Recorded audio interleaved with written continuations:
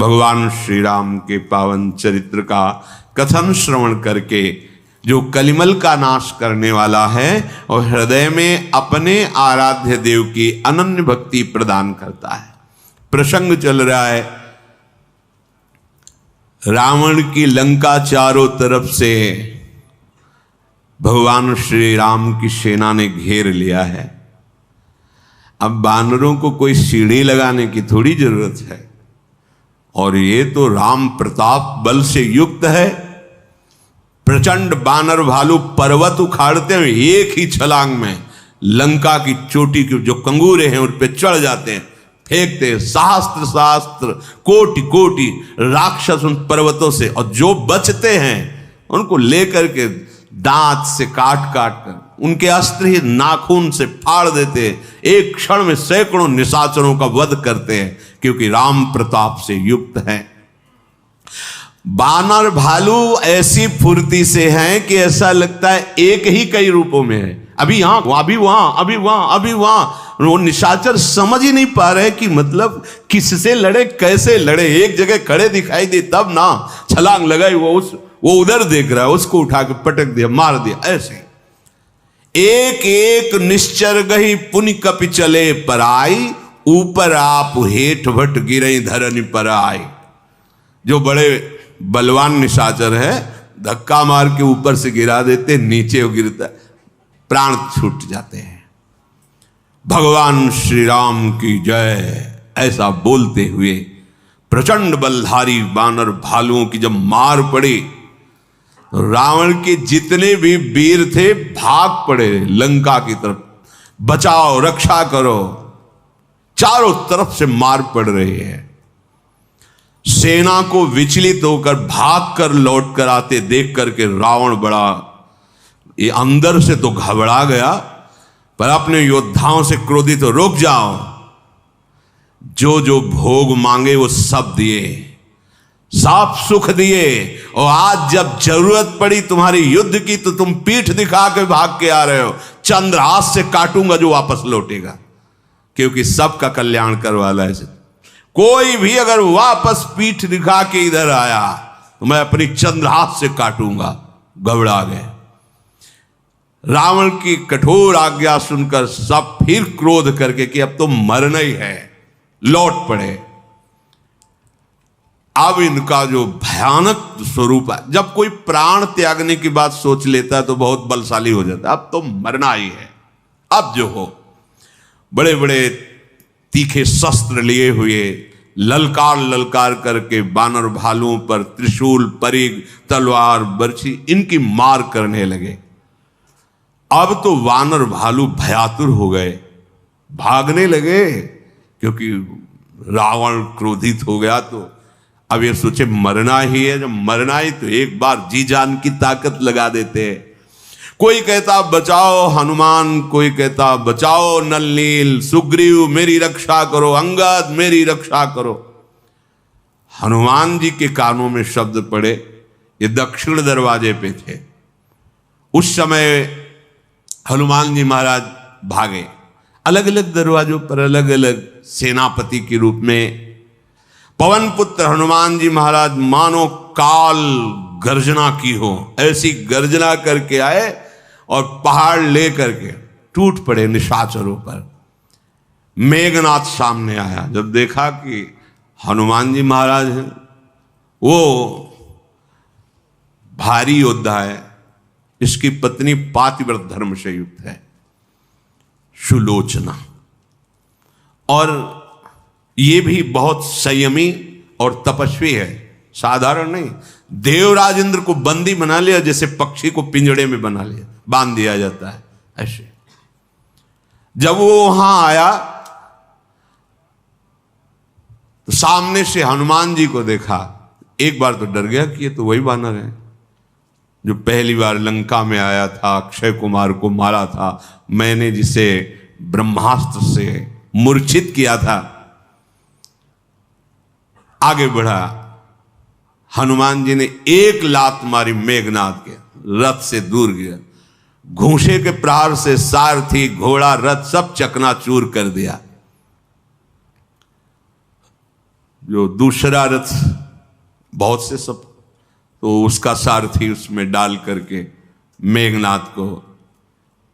इधर अंगद ने सुना पवन पुत्र हनुमान अकेले किले पर गए हैं, एक ही छलांग, दौड़ने की थोड़ी जरूरत, छलांग मारी हुई। जब 400 योजन समुद्र को लांग सकते हैं तो और क्या। कह रहे थे, जामवान से कहा था मैं लांग जाऊंगा, पर लौटने में थोड़ा मुझे संशय है। जय श्री राम, कौशलाधीश रघुनाथ जी की जय हो। हनुमान जी और अंगद एक साथ, लंका के राक्षस परिचित थे इन दोनों से, ये हनुमान जी अंगद एक साथ है। अब इनको कौन, एक बड़ा महल था, अंगद जी ने उस महल में ऐसा प्रहार किया, ढह गया। रावण ने ये दृश्य देखा, महल को ढहते हुए घबरा गया। अब लंका में जितनी भी रानियां स्त्रियां सब छाती पीट रहे, मरवाए गए, पूरी लंका को मरवाएगा। ये रावण बुद्धि इसकी भ्रष्ट हो गई है। अरे पहले एक आया था, अब तो वो दोनों हैं जो आ चुके हैं लंका में, और दोनों एक साथ बानर लीला करते हैं हनुमान जी और अंगद जी। बानर लीला जानते, ऐसे नहीं डरवाना और किलकार मारना। देखो उनके रोम रोम ऐसे खड़े हो जाते हैं, अच्छे अच्छे को डरवा दे और जोर से बोलते हैं श्री रामचंद्र की जय बोल, जिसके साथ वो सब बोलते हैं राम जी की जय, राम जी की जय बोलते हैं, नहीं तो मारे जाओगे। हनुमान जी और अंगद जी बड़े बड़े पर्वत उखाड़ते, खंभे उखाड़ते, फेंक देते हैं, सेना की सेना नष्ट हो जाती है। कूद पड़ते गर्जना करके राक्षसों के बीच में, एक क्षण में मर्दन कर देते हैं राक्षसों की सेना। किसी को लात, किसी के घूसे, किसी थप्पड़ों, वज्र जैसे दांत फाड़ के फेंक देते हैं निशाचरों को। एक 100 मर्दई तोरी चला वही मुंड, रावण आगे परहते जन फूटे दधि कुंड। बड़े बड़े सेनापतियों की गर्दन मरोड़कर रावण के सामने फेंकते, जैसे दही से भरा मटका फूटे, ऐसे खोपड़ियां वहां पहचान करके बताते जाते हैं वहां, ये आया देखो, ये अमुक आया, ये अमुक आया। प्रधान सेनापतियों को पकड़ करके और उनको पहले घुमाते हैं, एक बार पछाड़ते हैं और रामचंद्र जी के पास फेंक देते हैं। विभीषण जी उनके नाम बताते, प्रभु ये आया सेनापति, ये लंका का ये अमुक सुभट है, ये आया। कुछ की खोपड़ी रावण के पास भेजते, वहां बताते प्रभु ये आया। ये दुष्ट राक्षस आज उस गति को प्राप्त हो रहे हैं जो बड़े बड़े योगी मुनिजन प्राप्त करते हैं। बड़ा कोलाहल मचा हुआ है। देखो इसीलिए रावण ने कहा तो कोई लौट के नहीं आएगा, क्योंकि सबको भगवत प्राप्ति हो। सब जाओ और जितने भी भगवान के पक्ष के हैं इस समय सब राम प्रताप से, उनके हाथ से भी मारे जाना भगवत प्राप्ति का स्वरूप होगा। भगवान जो जो भी निशाचर मारा जा रहा है सबको करुणा करके परम गति प्रदान कर रहे हैं। देहि परम गति सो जिय जानी, अस कृपालु को कहो भवानी। अस प्रभु सुनी न भजहि भ्रम त्यागी, नरमति मंद ते परम अभागी। देखो ऐसे घोर निशाचरों को भगवान परम गति दे रहे। प्रभु का स्वभाव ऐसा ही है। हे उमा, जो ऐसे स्वभाव वाले भगवान का भजन नहीं करते वो अत्यंत मंद बुद्धि परम भाग्यहीन है। भगवान श्री रामचंद्र जी को सूचना मिली कि ये अंगद और हनुमान किले में प्रवेश कर चुके हैं और ऐसे भुजबल से मथ रहे जैसे दो मंदराचल पर्वत समुद्र को मथ रहे हों। दिन का अंत होता देख करके जैसे सूचना के लिए अलग अलग वाद्य रखे जाते थे, तो जब युद्ध बंद करना होता तो उसके अलग वाद्य होते। संध्या समय हो रहा है इसलिए ऐसे वाद्य बजे युद्ध का विश्राम ये होता था।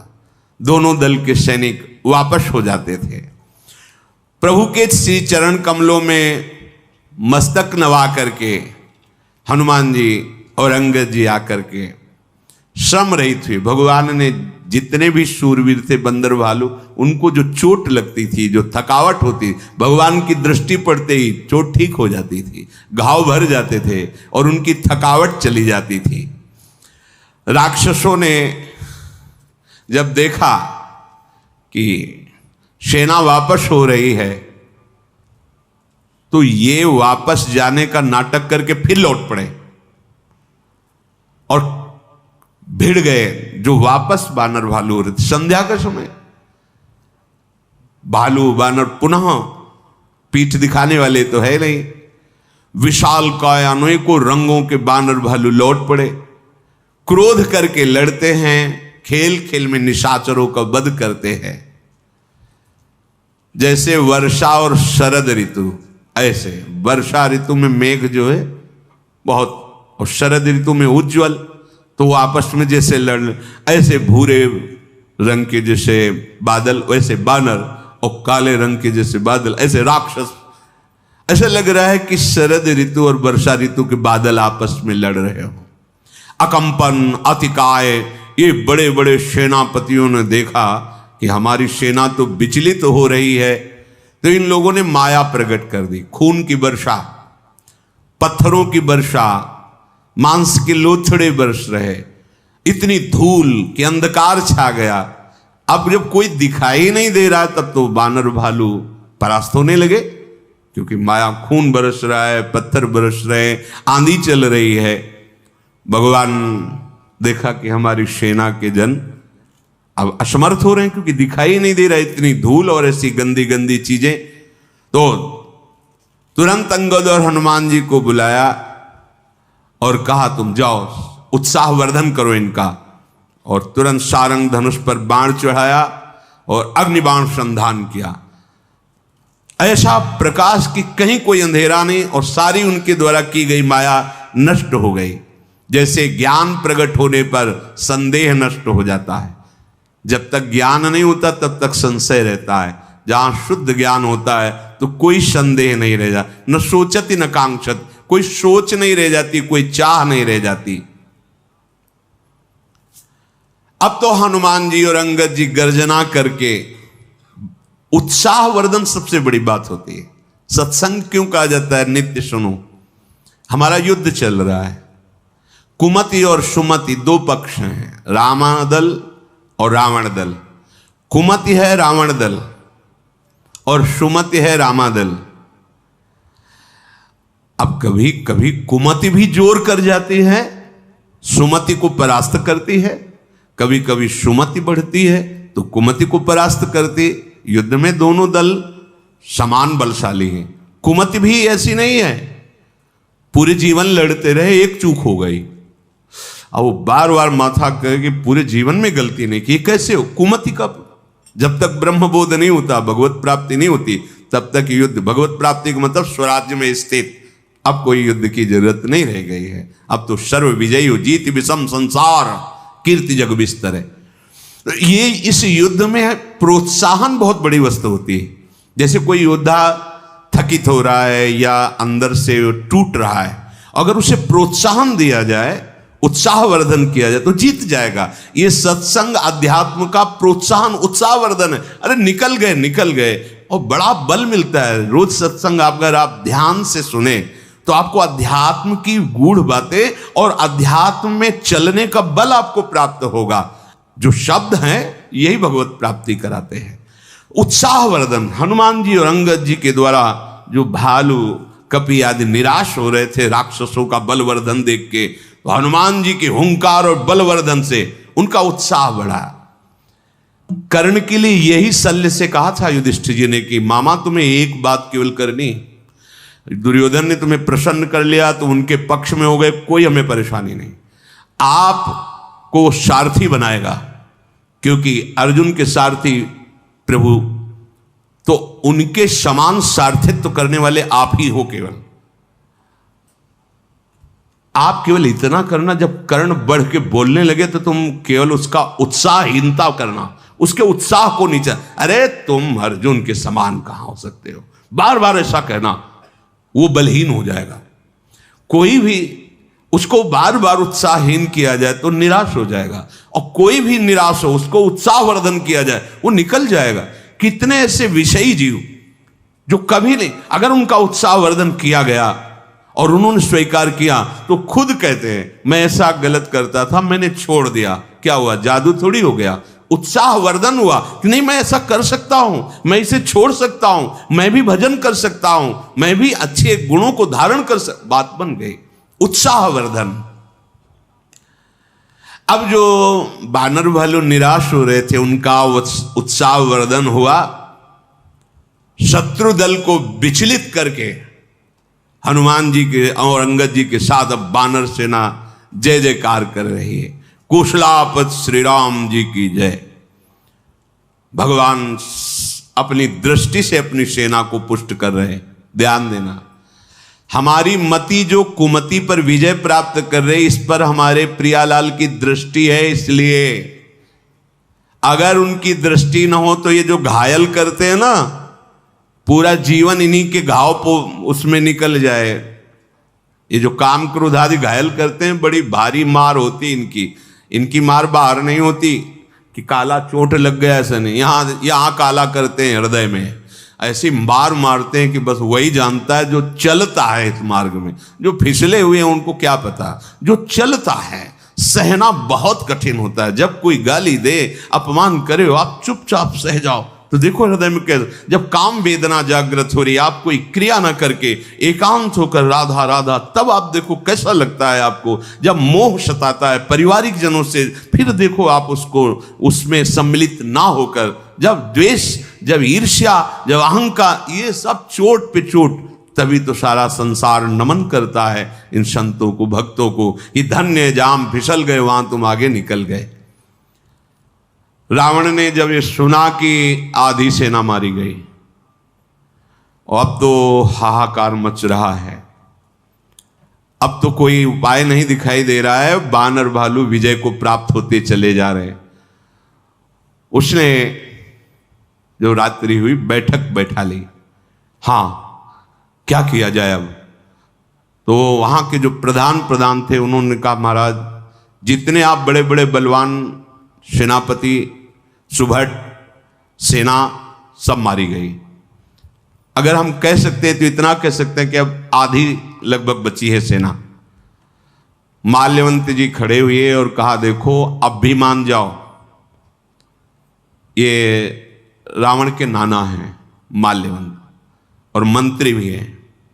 उन्होंने कहा मैं आपके लिए बहुत मंगलमयी सीख दे रहा हूं। जब ते तुम सीता हरियाणी, असुगुन होई न जाहि बखानी। वेद पुराण जासु जसु गायो, राम विमुख काहू न सुख पायो।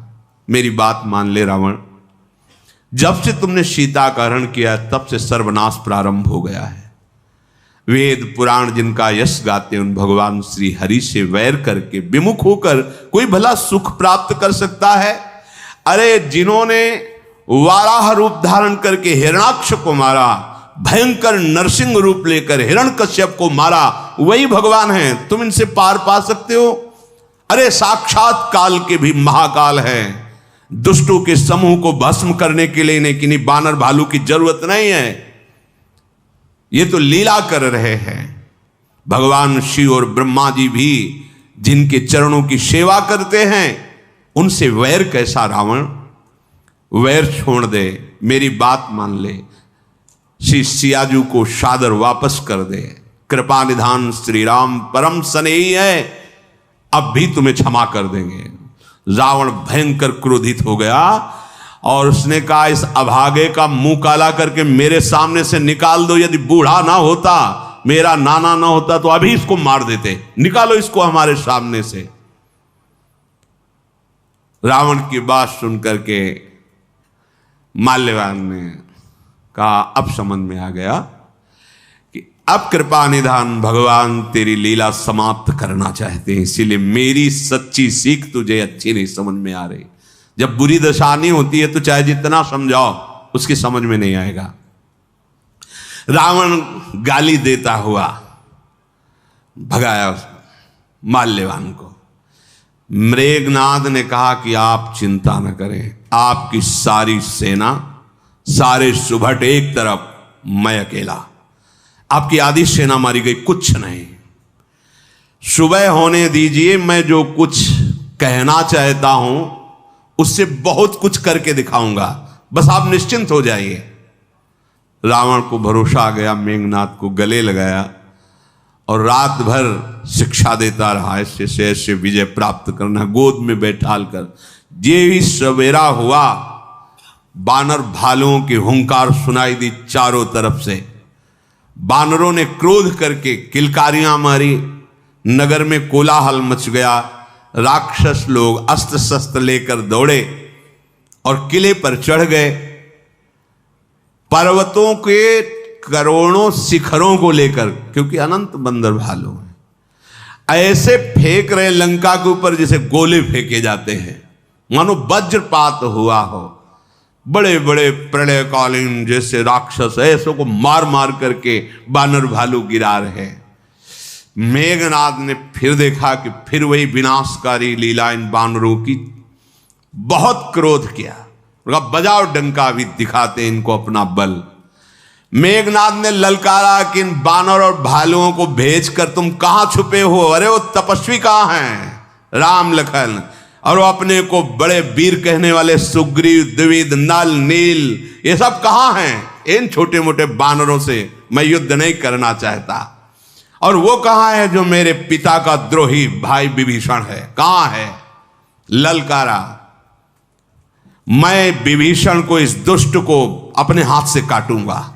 मेघनाद ऐसा, और हर बानर भालू की खोपड़ी में 10-10 बाण मारे, केवल प्राण नहीं निकल रहे।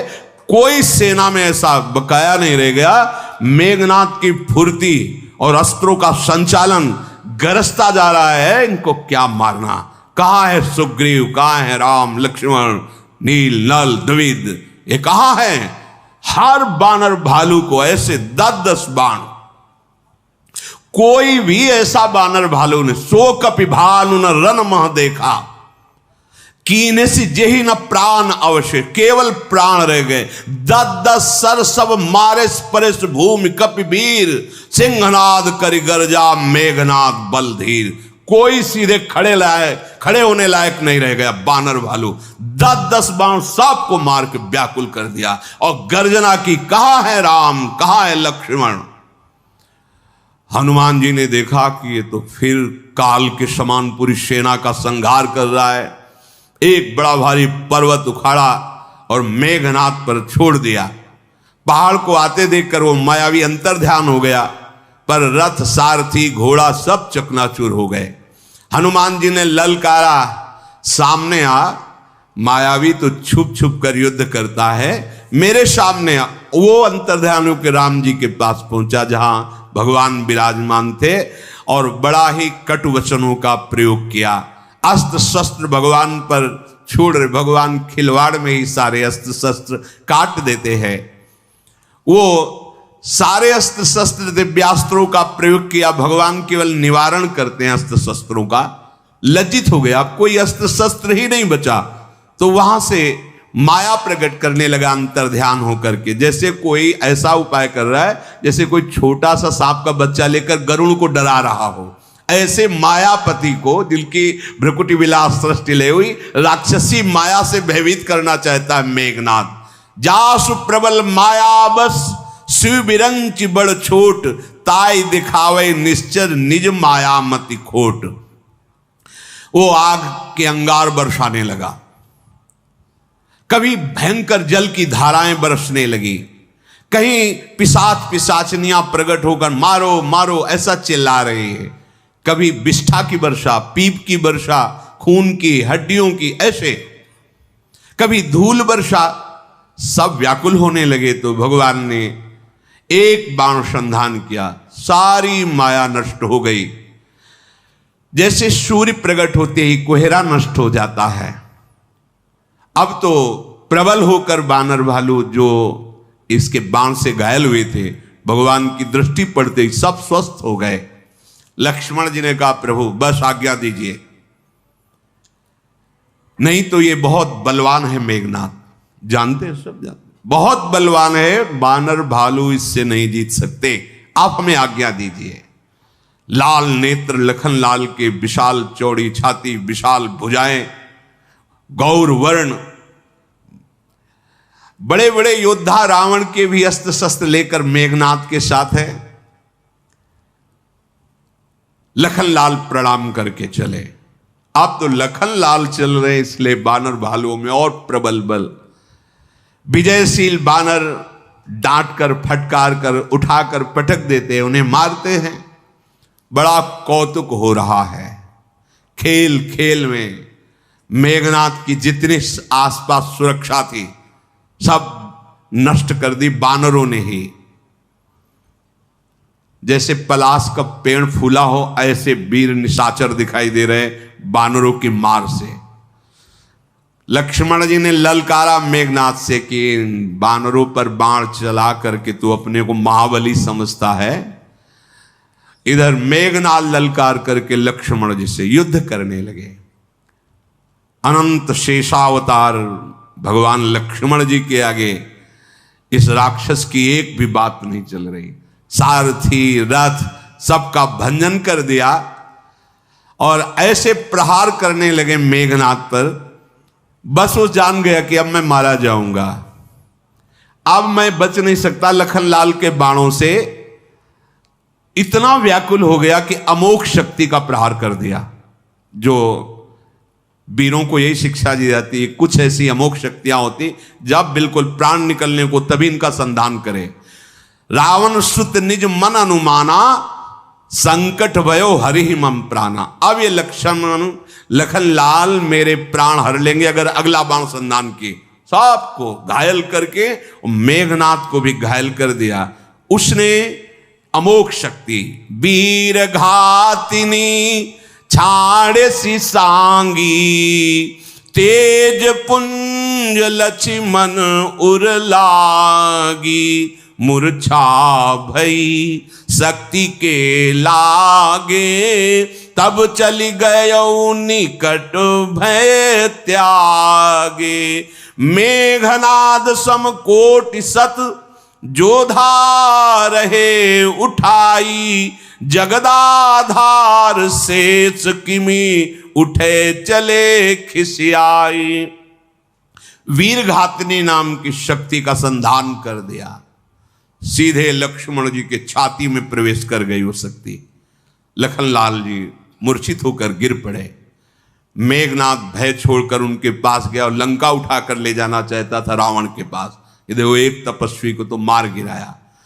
मेघनाद ने करोड़ों उपाय किए लेकिन भगवान शेष लखन लाल हिला भी नहीं पाए उनको। और भी वीर करोड़ों एक साथ लगे क्योंकि बहुत बड़ी विजय थी। भगवान के प्रिय भ्राता लक्ष्मण जी को इस स्थिति में रावण के सामने पहुंचाना बहुत बड़ी विजय थी। हर प्रयास किया लेकिन उठा नहीं पाया। भगवान शंकर कह रहे सुनु गिरिजा क्रोधानल जासु, जरई भुवन चारि दस आसु। सक संग्राम जीति को ताही, से वही सुर नर अग जग जाही। भगवान शंकर कह रहे हे उमा, ये भगवान शेषनाग जी हैं जिनकी फुंकार से 14 भुवन प्रलयाग्नि में बदल जाते हैं। भला इनको कोई देवता मनुष्य असुर राक्षस कोई ऐसा नहीं जो चराचर इनको जीत सके। ये केवल लीला है भगवान की। ये वही जानता है जिस पर भगवान की कृपा है। संध्या का समय हुआ, अपनी सेना को लेकर के मेघनाद वापस हुआ पर लक्ष्मण जी को नहीं ले जा पाया। करुणा की खान भगवान पूछ रहे सब वापस हो रहे हैं, लक्ष्मण जी कहाँ हैं? और जब ये मेघनाद उठा रहा था, वीरों के साथ नहीं उठा पा रहा था, तब हनुमान जी पहुंचे, एक लात मारा, मेघनाद गिरा। वो अपने आदमियों को लेकर हनुमान जी ने लखन लाल को ऐसे उठाया। जब पूछ ही रहे थे कि लखन लाल कहाँ है तो देखा हनुमान जी की गोद में।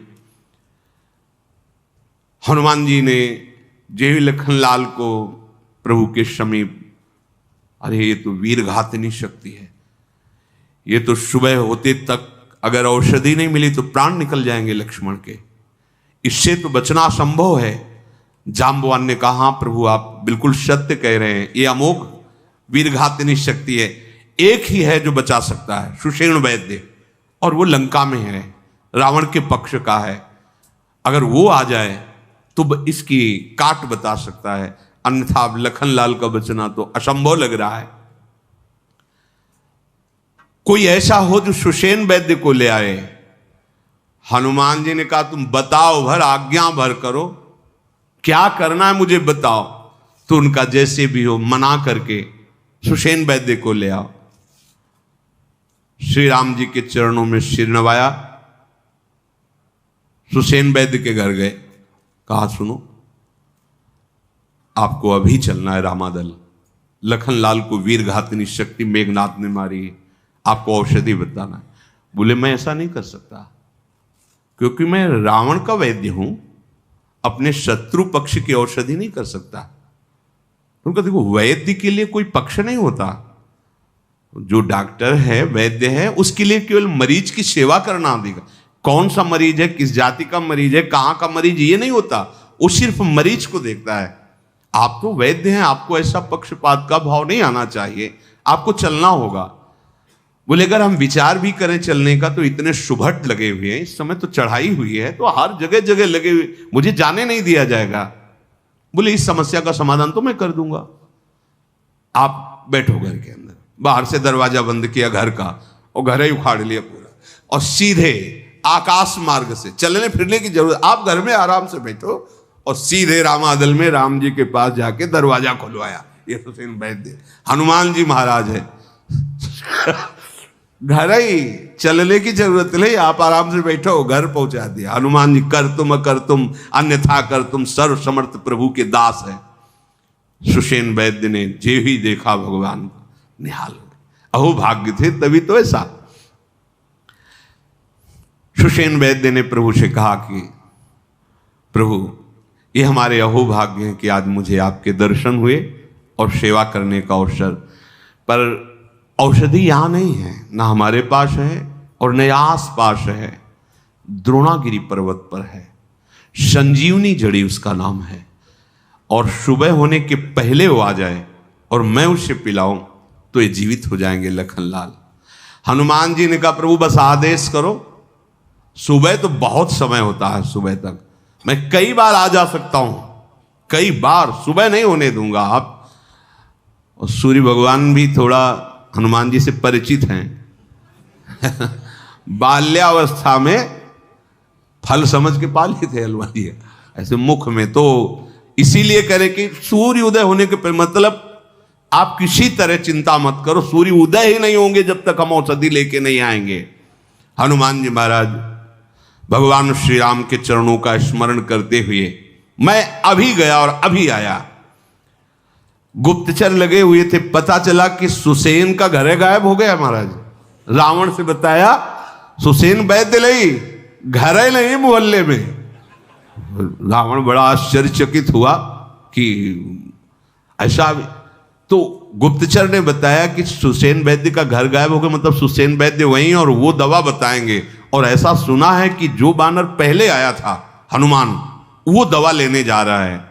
रावण ने विचार किया कि ऐसा नहीं होना चाहिए, अगर औषधि मिल गई तो जीवित हो जाएगा, औषधि नहीं मिलेगी तो आधी तो हम जीत ही गए ना, एक भाई तो गया ना, अब दूसरा रह गया, वो हम देख लेंगे क्या किया जा सके। तो बड़ा मायावी था कालनेम, उसके घर गया। रावण जी हुई तो अब आदर करेगा, और प्रणाम किया। महाराज कैसे आगमन हुआ? उन्होंने कहा कि हनुमान जा रहे हैं द्रोणागिरी से संजीवनी बूटी लेने, तुम किसी तरह सुबह होते होते तक उनको रोक लो। माथे में हाथ रखा, बोले हम रोक लें? आप रोक पाए जब लंका जला रहा था? आप सोचो महाराज, नाराज मत होना, आप हमसे कह रहे हो कि हनुमान को रोक लो, जब वो आपके सामने पूरी लंका को जला गया, अक्षय कुमार को मार दिया, और आप मुझसे कह रहे हो उसको अपनी माया के द्वारा रोक लेना। महाराज मेरी बात मानोगे? राम राम जपो बैठ के जाके, कह रहे भजी रघुपति करु हित आपना, जाओ, वो ही तुम्हारा कल्याण करेंगे। हमारे पास हनुमान जी को रोक लें, हमारे पास मति गति नहीं। कितने सुंदर हैं राम जी। काल्य में कह रहा है, नील कंज तनु सुंदर श्यामा, हृदय राख लोचन अभिया। उनका चिंतन करो, काहे को तलवार खींची का मोड़ मुझे उपदेश कर रहा है। अब तो समझ में आ गया, काल्य में मार डालेगा ये भी, इसके हाथ से क्यों मरूं, महाभागवत हनुमान जी के हाथ से मरूं। तो अब मैं वही उपाय करूंगा, क्योंकि तलवार निकल आई ना। अब मैं वही उपाय करूंगा जिससे हनुमान जी को बल बुद्धि माया के द्वारा मैं रोक पाऊं। रावण चला गया। अब मार्ग में जाकर के ऐसी व्यवस्था रची, बड़ा सुंदर सरोवर, बगीचा, ऋषि की कुटी, बैठ करके ऋषि स्वरूप भगवान नाम कीर्तन करने लगा। देखो हनुमान जी त्रिकालज्ञ हैं, लेकिन नाम उच्चारण कर रहा है, इसलिए उसके ऊपर से नहीं निकले, उतरे और उसे प्रणाम किया। जान रहे कि ये नाटक कर रहा है। हनुमान जी ज्ञानी नाम अग्रगण्यम, कोई इनके लिए ऐसा थोड़ी कि तो ज्ञानियों में शिरोमणि, पर राम राम बोल रहा है, इसलिए उतरे, प्रणाम किया। उसने कहा थोड़ा जल पीजिएगा, पर सुनो अभी तुम्हें पूरा ज्ञान नहीं है। बोले हो सकता है, भक्त को ऐसा थोड़ी कभी अनुभव होता है कि मैं बहुत ज्ञानी हूं, मैं बहुत भजनानंद। सदैव अपूर्णता का अनुभव होता है, क्योंकि प्रभु अगाध हैं, अनंत हैं। ये सरोवर, इसमें स्नान करके आओ, देखो एक मंत्र मैं तुम्हें दूंगा, तुम्हें परम ज्ञान हो जाएगा। इतने महाबली विज्ञानानंद घन संपन्न उसकी बात माने, गए स्नान करने के लिए। अब मंत्र देने को मतलब दीक्षा ही तो देना है। अभी उसको ज्ञानी नाम अग्रगण्यम बुद्धिमताम वरिष्ठम, उनमें कुछ कमी नजर आ रही है। वहां जब स्नान कर ले गए, सर पैठत कपि पद गहा मकरी तब कुलान, मारी सोधरी दिव्य तनु चली गगन चढ़ी जान। हनुमान जी महाराज जे ही स्नान करने के लिए गए तो एक मगरी, जो मगरमच्छ होता है, मगरी हनुमान जी के चरण को पकड़ लिया। हनुमान जी के एक घूंसा प्रहार से पधारी, दिव्य देह धारण करके ऐसे आकाश मार्ग पे खड़ी हुई और कहा, हे हनुमान जी, मैं आपके दर्शन से पाप मुक्त हो गई। मुनि का शाप था, इसलिए मैं मगरी बनी हुई थी। ये मुनि नहीं है जो बैठा है, ये कालनेमी निशाचर है। ये केवल आपको रोकने के लिए रावण ने भेजा है, मेरे सत्य वचन मान लीजिए। और वो अंतर्धान हो गई। हनुमान जी नजदीक गए, उसने कहा स्नान करे आए, आओ बैठो, हम तुम्हें मंत्र देते हैं। बोले हमारी प्रथा पहले गुरु दक्षिणा देना, गुरु दीक्षा बाद में, पहले गुरु दक्षिणा। हाँ दो। उसने हनुमान जी की पूंछ बढ़ी और लपेट करके उसे पछाड़ा। जे ही पछाड़ की तो कालनेम के रूप में प्रकट हो गया। उसकी रची हुई सारा सरोवर वृक्ष सब माया अंतर ध्यान हुई। हनुमान जी महाराज बड़ी तीव्र गति से पवन वेग से गए। अब वहां गए तो पहले ही कालनेम ने जैसी दिव्यता थी, संजीवनी जड़ी की, वैसी सब। अब हनुमान जी को लगा कि कौन सी इसमें जड़ी है, उखाड़ के ले जा। हुसैन कह दे ये नहीं है, फिर लौटना पड़े, हम पूरा पर्वत ही ले चलते, कह देंगे इसी में छाट लो जो तुम्हारी हो। पूरा द्रोणागिरी उखाड़ लिया। ये महाबली हनुमान जी है। अब द्रोणागिरी पर्वत पूरा लिए हुए और वायु वेग से उड़ रहे हैं। तो मार्ग में अवधधाम भी पड़ता था दूर से। अब जैसे वायुयान चलता है तो आवाज आती है ना, तो पवन पुत्र हनुमान जी पहाड़ लिए। सैनिकों ने सुना तुरंत। भरत जी तो भगवान के ध्यान में मगन रहते थे। भरत जी से कहा कोई निशाचर पर्वत लेकर अयोध्या पर वार करना चाहता है। देखा भरत विशालयति निश्चर मन अनुमानी, बिनु फरसायक मारेऊ चाप श्रवण लगितान। तत्काल जल्दी बिना फण का, बिना नोक का बाण लेकर ऐसा संधान किया कि हनुमान जी को मूर्छित और पर्वत को वहीं रोक लिया। क्योंकि अगर मूर्छित होकर गिरेंगे तो पर्वत तो आ ही जाएगा ना। कितनी बाण में प्रवीणता, फण वाला बाण नहीं, बिना फण का बाण। जैसे मारीच को मारा था तो 100 योजन दूर गिरा था, मरा नहीं था। तो हनुमान जी मूर्छित होकर नीचे गिरे और पर्वत को रोक लिया, क्योंकि पर्वत आएगा तो बात तो वही हो जाएगी ना। पर्वत को वहीं पूरे द्रोणागिरि पर्वत को बाण ने रोक लिया और हनुमान जी महाराज नीचे गिरे। परऊ मूरछी महिला गत सायक, सुमिरत राम राम रघुनाय। मूर्छा में भी हनुमान जी के मुख से निकल रहा राम राम। भरत जी कांपे, ओहो ये क्या अपराध बन गया। भगवान के किसी प्रिय भक्त का मेरे द्वारा अपराध, मैं हूं ही ऐसा। बहुत क्लेश भरत जी को हुआ, दौड़ पड़े और नजदीक आए।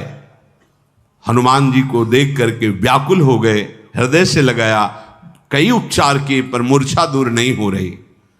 भरत जी बड़े दुखी होकर के आंसू बह रहे हैं। विधाता मेरा ऐसा ही स्वभाव बनाया है, शुरू से कलंक पर कलंक मिलता, भगवान से विमुख होता चला जा रहा हूं। पहले माता ने ऐसा किया और अब देखो मेरे द्वारा ऐसा भयानक कार्य हो गया कि किसी भगवान के भक्त का अपराध बन गया। बहुत मन वचन से दुखी हो रहे। फिर कहा जो मोरे मन बचय रुकाया, प्रीति राम पद कमल अमाया। तो कपि हो विगत श्रम सूला, जो मोह पर रघुपति अनुकूला। सुनत बचन उठी बैठ कपीसा, कही जय जयति कौशलाधीशा। भरत जी ने जब उपचार से हनुमान जी मूर्छा नहीं डागी तो मन वचन कर्म से यदि मुझे भगवान श्री राम के चरणों में प्रेम है तो उनके प्रताप से इनकी मूर्छा दूर हो जाए। जे ही भरत जी ने ऐसा संकल्प किया, जय श्री राम, हनुमान जी महाराज उठ करके बैठ गए। भरत जी ने हृदय से लगाया, बार बार दुलार कर रहे हनुमान जी का। कभी कभी भरत जी की चर्चा भगवान राम किया करते। आज भर नेत्र भरत जी को, भरत जी का स्पर्श प्राप्त करके मानो राम प्रेम समुद्र में अद्भुत ज्वार भाटा आ गया हो। हनुमान जी के हृदय में प्रीति समान ही रही, क्योंकि भरत जी का दर्शन, भरत जी का स्पर्श। भरत जी बोले तात आप कैसे? तो उन्होंने पूरी कथा संक्षेप में सुनाई। हनुमान जी की ये बातें सुन भरत जी को बड़ा दुख हुआ कि अरे जहां मुझे सहयोग करना चाहिए वहां मैं विलंब करवा दिया, मैं प्रभु के एक भी काम नहीं आया। अच्छा हनुमान जी चिंता मत करो, मेरे बाण पे बैठो, मैं अभी एक पलक झपकते झपकते मैं पर्वत के आपको रामादल पहुंचा देता हूं। थोड़ा हनुमान जी के मन में विचार आया कि मैं और पर्वत सहित, फिर नहीं नहीं नहीं, ये राम प्रताप से कुछ भी हो सकता है। पहले हनुमान जी को मन में आया मोरे भार चली कि में बाना, ऐसा कैसे हो सकता है कि एक बाण पे मैं भी बैठूं, द्रोणागिरि भी हो, एक पलक झपकते रामादल हो? नहीं, राम प्रताप से ऐसा संभव हो सकता है। फिर हाथ जोड़कर कहा नाथ आपका प्रताप ही हमारे लिए काफी है, बस आप आदेश कीजिए, मैं अभी चला, क्योंकि विलंब न हो जाए। भरत जी के चरणों की वंदना की। महाबाहो महाबली हनुमान जी पर्वत को लेकर के चल पड़े।